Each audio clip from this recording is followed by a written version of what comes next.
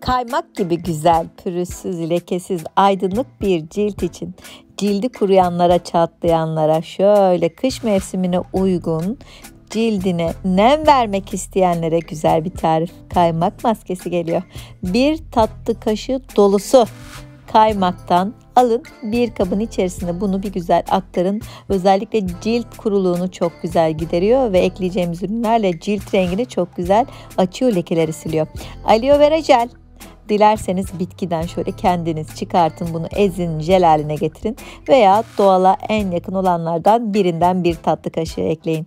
Ve bal kullanacağız. Güzel doğal bir balınız varsa etki çok daha güzel olacaktır.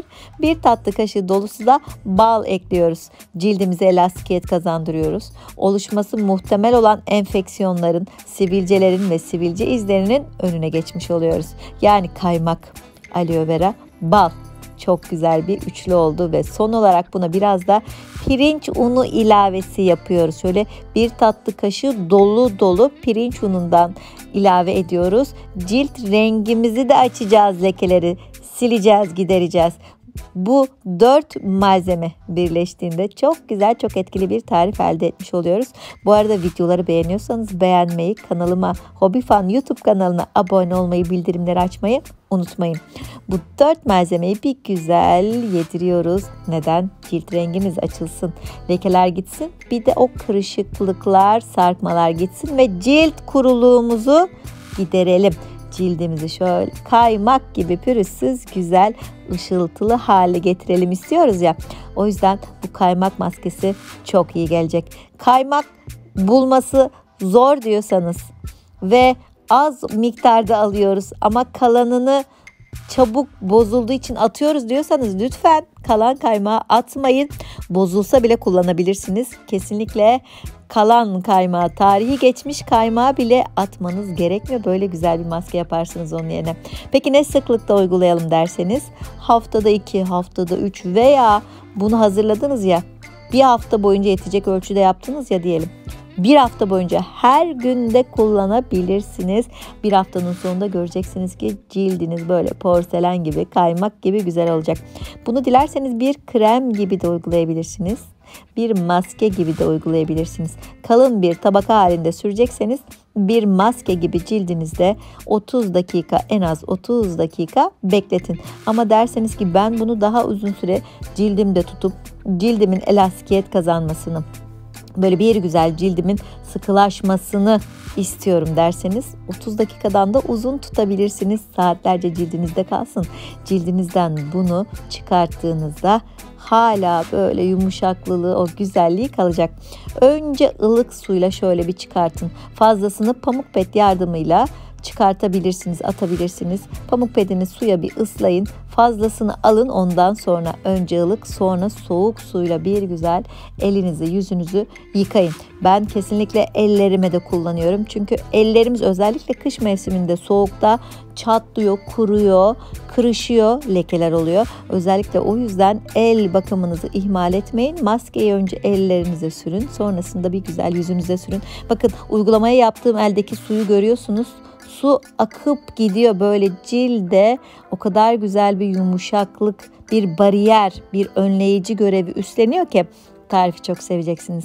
Çıkarttım, 30 dakika sonra, en az 30 dakika sonra yıkadım.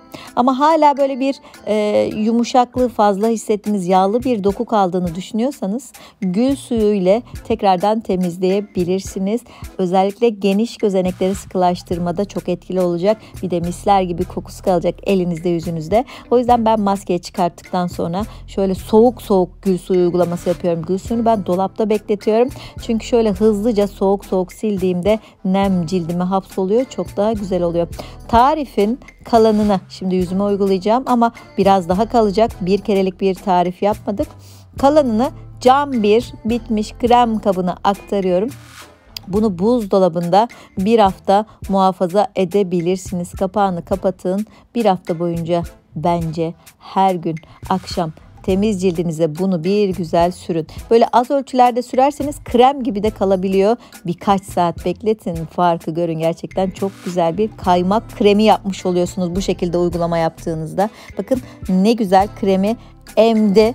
Kalın bir tabak halinde sürerseniz de elbette bir maske gibi kullanabilirsiniz. Şimdi geldi bunu temiz cildimize nasıl uygularız? Bir fırça yardımıyla veya dilerseniz ellerinizle bolca tüm yüzünüze uygulayın. Boyun, dekolte bölgesine sürün. Özellikle lekelerin olduğu alanlara yüzünüzde sürün. Göz altlarımıza sürelim mi? Evet, göz altlarımıza da sürelim. Oradaki kırışıklıkları ve koyu renk halkaları da giderelim. Cildimizde elastikiyet kazandırıp şöyle daha dinamik, canlı, güzel, pürüzsüz bir cildimiz olsun diyorsanız bence maskeyi şöyle ilk kullanımda daha yoğun, kalın bir tabaka halinde sürün. Alnınızda kırışıklıklar varsa, yüzünüzde sarkmalar, kırışıklıklar varsa diyorsanız ki cildim de kurudu. Bu tarif tam size göre. Çünkü yorumları okuyorum. Mevsimine uygun elinizdeki ürünlerle eşleştirme yapıp cildiniz ihtiyacını analiz ettiğinizde çok güzel bir eşleştirme oluyor. Ne yapıyoruz? Bakıyoruz cildimizde kuruluk var. Bakıyoruz lekeler var. Elimizde biraz kaymak var. Hemen bu video aklımıza geliyor ve bir güzel bu tarifi hazırlıyoruz. Aloe vera jel özellikle cildinizdeki hasarlı dokuyu gidermede, kızarıklık, yanık, tahriş bunları gidermede çok etkili. Çok uygun fiyata hazırlayabileceğiniz çok güzel bir tarifi birlikte yaptık. 30 dakika beklettikten sonra yüzümü bir güzel yıkadım. Hala yağlı bir doku var. Peçeteyle o fazla yağ alıyorum, atıyorum. Sonrasında diyorum ki tekrardan cildimi tamamen temizleyip ve gözenekleri de özellikle sıkılaştırdığım için gül suyu pamuk yapacağım. Bakın su akıp gidiyor, hala yağlı bir hissiyat var. Evet, işte tekrar kurulayıp sonrasında gül suyu pamuk uygulaması yaparsanız o fazla yağda atmış oluyor. Gözenekleri de çok güzel sıkılaştırmış oluyorsunuz. Pamuk petlerine o soğuk gül suyundan döküyorum. Hem mis gibi kokuyor. Ben kokusunu çok severim gül suyunun. Hem de o temiz cildime yumuşamış, ışıltı katmış, lekelerin gitmiş olduğu cildime bir güzel de gözenekleri sıkılaştırıp misler gibi kokusunu bırakmış oluyorum. Bir güzel pamuk petlerle temizledim. Gül suyuyla gözenekleri sıkılaştırdım. Derseniz ki bir de akşam yatmadan cildimi neme doyurayım, sabah uyandığımda ışıltım olsun, cildim çok güzel olsun derseniz biraz da krem alın. Kendi yaptığınız doğal güzel kremlerden cildinize en uygun olanını seçin, masajınızı yapın. Şöyle kırışıklıkların olmadığı, yüzünüzün daha gergin, daha pürüzsüz olduğu bir cilde kavuşun. Diğer alanlarda da kullanabilirsiniz.